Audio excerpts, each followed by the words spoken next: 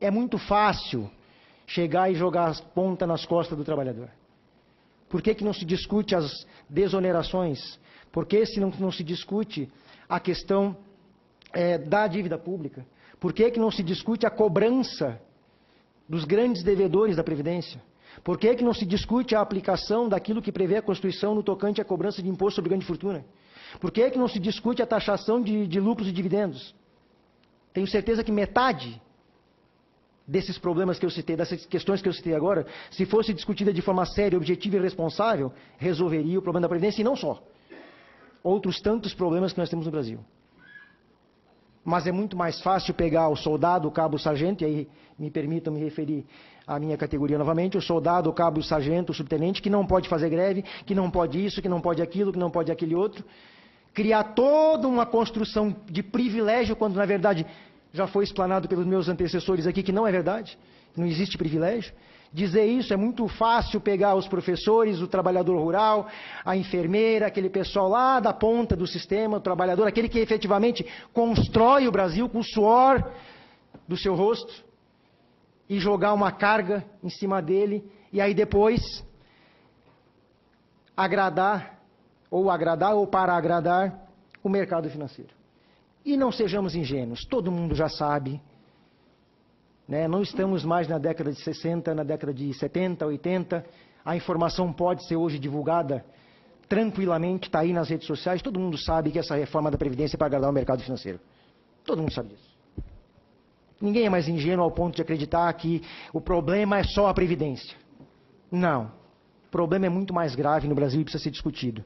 Por que eu estou discutindo? A ANASPRA tem uma posição muito clara com relação à reforma da Previdência como um todo. Nós somos contra a reforma da Previdência como um todo. Por quê? Porque eu não sou filho de chocadeira. Eu tenho filhos, eu tenho mãe, eu tenho pai, não obstante já estarem falecidos, mas eu tenho parentes, amigos, que não são militares e que estão lá. Professores, a minha esposa é professora, que estão lá no seu dia a dia tentando. E por isso que nós somos contra a reforma, porque ela vai trazer problemas sérios para o Brasil, para a população brasileira, para o povo trabalhador e, por conseguinte, para a segurança pública. A reforma da Previdência vai agravar os problemas de segurança pública, como agravou a emenda constitucional 95, que deixou de investir em saúde, deixou de investir em educação, deixou de investir em segurança pública. Nós não temos efetivo para trabalhar hoje, aí o secretário falou que a reforma da Previdência vai possibilitar contratar menos efetivo. Menos ainda, secretário? Aí nós vamos trabalhar como? O Coronel Miller colocou agora há pouco aqui, que trabalhava numa escala de lá em 76, coronel? 77? Não é, essa escala está hoje. Essa escala existe hoje na polícia e no bombeiro. Continua. E vai se agravar. Vai se agravar porque não tem efetivo. Não contratou-se efetivo nos últimos anos e aí dá um problema para a segurança pública, dá um problema, todos aqueles problemas que foi trazido ali, de suicídio, de afastamentos, etc, etc, são todos problemas que a gente insistentemente tenta colocar. Temos problemas com relação à instituição policial militar, bombeiro militar, polícia da segurança, temos, óbvio que temos. Não vamos aqui achar que somos os paladinos da morte. Estamos corrigindo e buscamos todos os dias corrigir os problemas. Agora, é preciso reconhecer a profissão policial e bombeiro militar como sendo uma profissão diferenciada e não detentora de privilégio. Poderíamos citar vários privilégios aqui. Posso passar o dia todo citando quem tem privilégio aqui. Posso passar o dia todo citando quem tem efetivamente privilégio. Trabalhar numa escala 24 por 24, 24 por 48, né, no sol, na chuva, sem condições mínimas de trabalho, porque nem viatura tem para trabalhar. Nem viatura tem para trabalhar. Armamento obsoleto, sujeito a todos os tipos de intempéries do tempo, da atividade, etc. É privilégio? Não, não é privilégio. A reforma da Previdência tem que ser rechaçada por esse Senado. Rechaçada por esse Congresso. Porque vai afetar de morte a população brasileira. Em benefício de um pequeno grupo de 15%, talvez um pouco menos, da população brasileira e alguns grandes banqueiros mundiais. Tem vários, essa semana eu li uma reportagem, acho que foi ontem, li uma reportagem numa revista de circulação nacional, trazendo a comparação das reformas de previdência de outros países, e aí a do Chile, a questão da capitalização, entre outras tantas coisas. Está muito claro que essa reforma veio para agradar um determinado segmento, em detrimento da população brasileira. E é lamentável que a gente tenha que estar aqui discutindo o óbvio. O que é discutir o óbvio? É discutir a manutenção de direitos.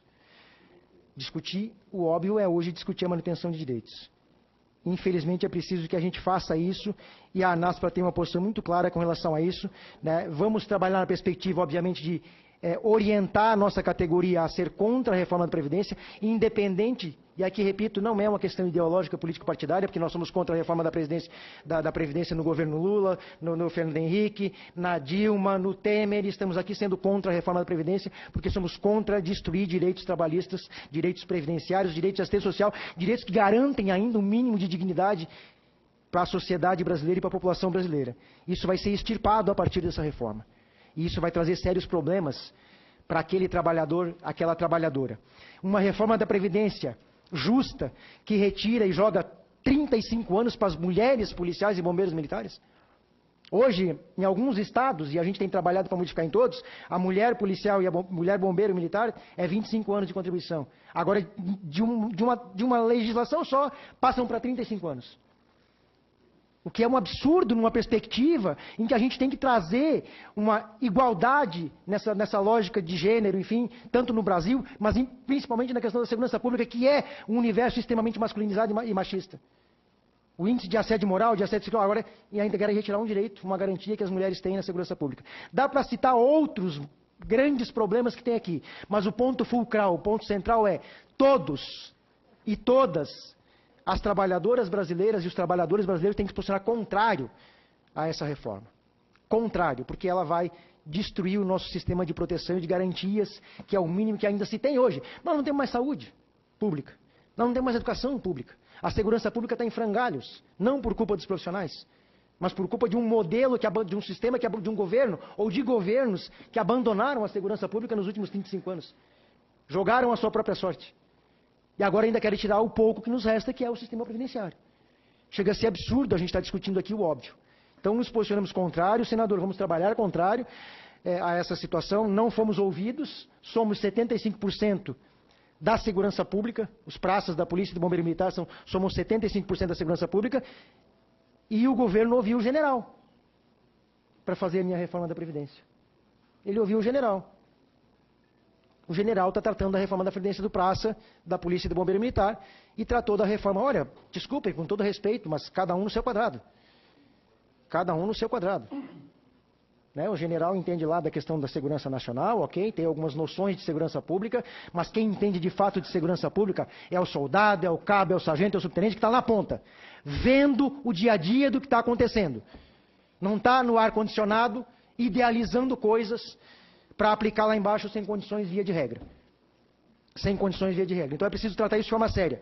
Nos posicionamos contrário, vamos trabalhar contrário. Na pior das hipóteses, vamos apoiar, vamos trabalhar emendas no sentido de minimizar o problema. Mas a nossa posição central é contrário à reforma da Previdência como um todo.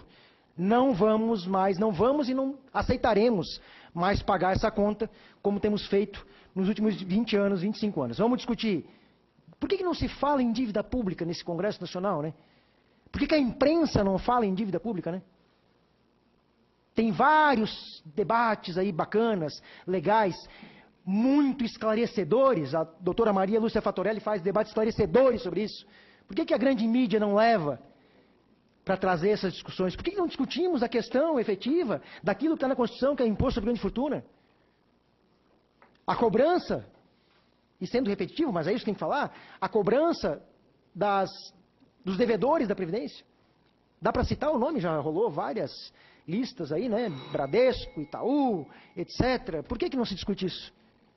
Agora, é fácil discutir o parco direito do trabalhador. Olha, nós estamos discutindo, capitão, e eu vi esses dias aqui, gente, nós estamos discutindo se vamos diminuir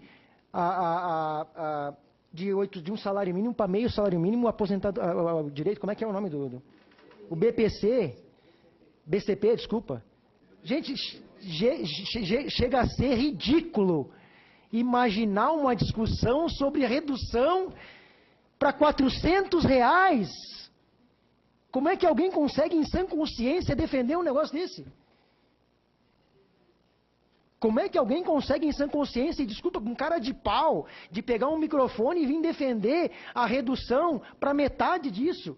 400 e acham que estão fazendo caridade. Vamos discutir 35 anos para policiais e bombeiros que não conseguem trabalhar. Ora, se os oficiais, Coronel Miller, aceitaram 35 anos, ok. Então vamos separar. Os oficiais vão fazer 35 anos e vão ficar com 30. Porque não consegue, não dá. É desumano imaginar um soldado, um cabo, um sargento lá na rua, com 60 anos de idade, correndo atrás de um marginal com 16, 17, 18, 19. É ilógico. Chega a ser tosco uma discussão nesse sentido. Chega a ser tosco. E tudo em nome do mercado financeiro.